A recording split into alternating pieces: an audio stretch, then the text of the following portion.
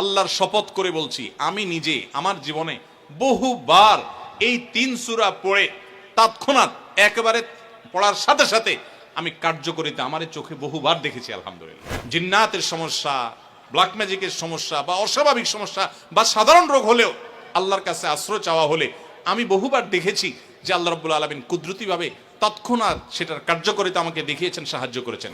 দুধ কলা দিয়ে যেরকম মানুষ সাপ পোষে, অনেকে আমরা শয়তানরে সেরকম হৃষ্টপুষ্ট করে নিজের কাছে রাখি।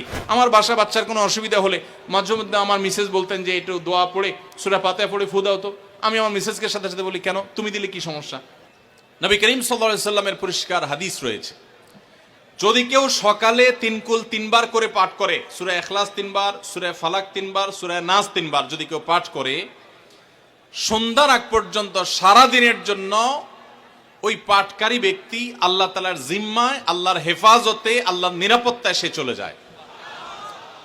যত প্রকার অনিষ্ট আছে, ক্ষতি আছে, দৃশ্যমান ক্ষতি, অদৃশ্যমান ক্ষতি, সব ধরনের ক্ষয়ক্ষতি থেকে এবং আকস্মিক বিপদ থেকে, মুসিবত থেকে আল্লাহ রাব্বুল আলামিন ওই ব্যক্তিকে হেফাজত করেন, যে ব্যক্তি ইয়াকিনের সাথে, ঈমানের সাথে, দৃঢ়তার সাথে আল্লাহ তাআলার কাছে প্রার্থনা করে এই সূরাটা সকালে 3 বার পাঠ করে। বিশেষ করে রাতে মানুষ ঘুমন্ত অবস্থায় নানা রকমের ক্ষয়ক্ষতির আশঙ্কা থাকে, এই সব ধরনের ক্ষয়ক্ষতি থেকে আল্লাহর নিরাপত্তায় সে চলে আসে। আল্লাহ তার হেফাজতে জিম্মাদারি নিয়ে নেন, দায়িত্বশীল হয়ে যান। সবকিছু থেকে যথেষ্ট, সবকিছু থেকে আল্লাহ তাআলা তাকে নিরাপদ করে দেন। এই বিশ্বাস, এই ইয়াকিন নবী সাল্লাল্লাহু আলাইহি ওয়াসাল্লামের কথার প্রতি আমাদের আছে না নাই?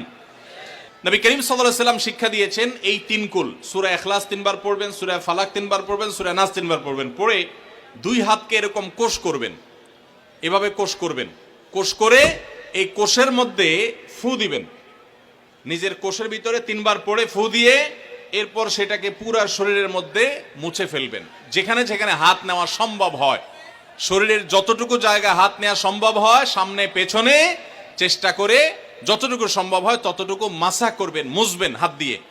এর মাধ্যমে আল্লাহ তাআলা আপনাকে হেফাজত করবেন। ছোট ছোট বাচ্চা যারা আছে, দুধের শিশু, 2 বছর, 4 বছর, 6 বছর, যারা পড়তে পারে না এখনো বা মুখস্থ নাই, সে বাচ্চাদেরকে মা বাবা বা তাদের কাছের কোনো লোকজন তারা পড়ে 3 বার ফু দিবেন।